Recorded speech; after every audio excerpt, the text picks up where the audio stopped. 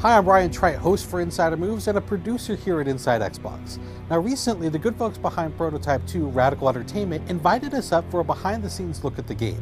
But better yet, they gave us a look from concept all the way through to completion at one of the game's craziest, biggest bosses, the Goliath. This 3-story behemoth can wage as much carnage as the game's hero, James Heller, but much more interestingly, it does so completely unscripted and in an open world environment, which is a very rare feat in games.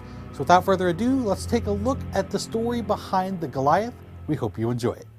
End of initial briefing.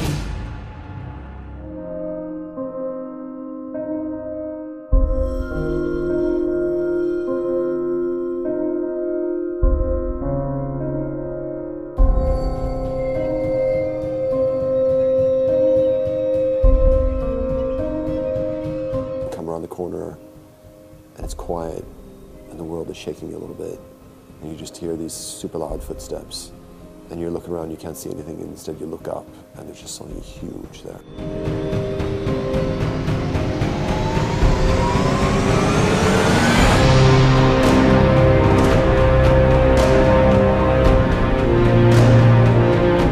We were missing something a bit big. How can we up that challenge? How can we up the scale?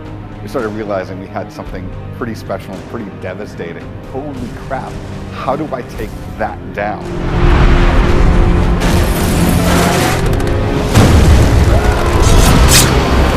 It starts off as a brainstorming session, just trying to find elements that really capture us and capture our imagination. She's huge. She's got a giant shield arm, she's got a giant claw arm, and she's giant.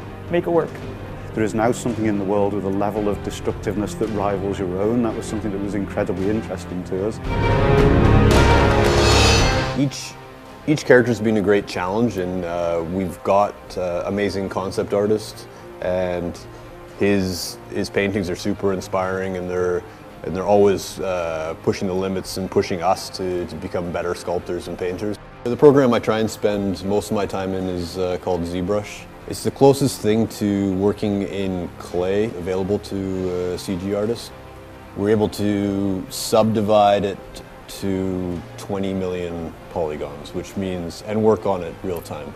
And we're just pushing and pulling each of those faces and details, and that's where we're able to work out all the big shapes and refining like the shapes of the muscle. But you can step down in detail to the point where you're painting in pores and veins, and you can just get right in there and just get stuck in the details.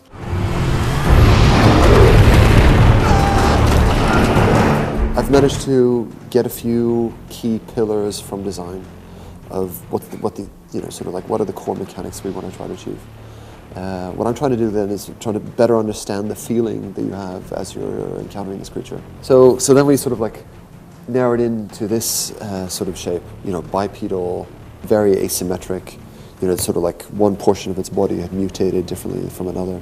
I wanted to try to sort of make sure that it was very obvious that the mutations hurt. That when you actually transformed into this creature, that the creature should also be undergoing a lot of pain. Just showing the sort of like that this transformation was not kind.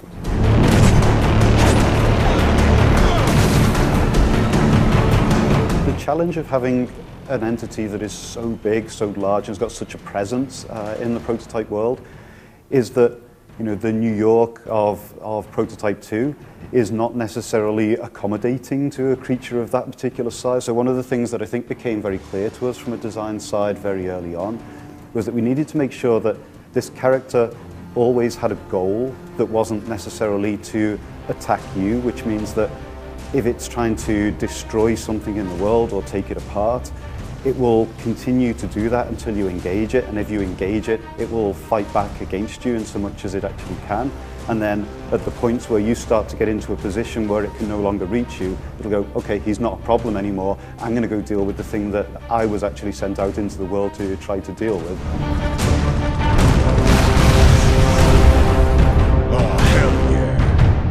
So I can show you here, this tool is what we call the gym. The actual entire game is running in the gym. You can pick up the controller and just play. We've got a lot of mechanics here that allow us to just spawn in one of our enemies, and this is how we actually build all of our enemies as well with this tool.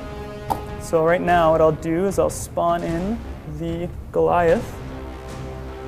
I can use the tools available to me and edit her mechanics live. And I can get her to play the bull rush we were talking about there.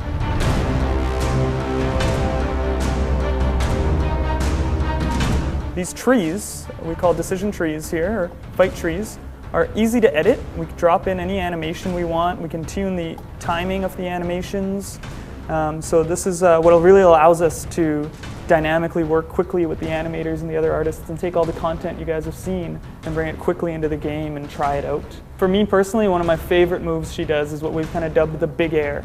And this is a move she does when you as the player have really beaten her down and have taken out all of her options. You've cut off her leg, you've cut off her arm. She doesn't have anything really left to attack you with.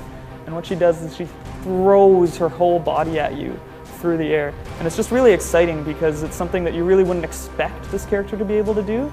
And it's something that, one of the animators had an idea of, we could pull this off. And I think the end result is just awesome. And it's something that surprises every player that we've shown it to.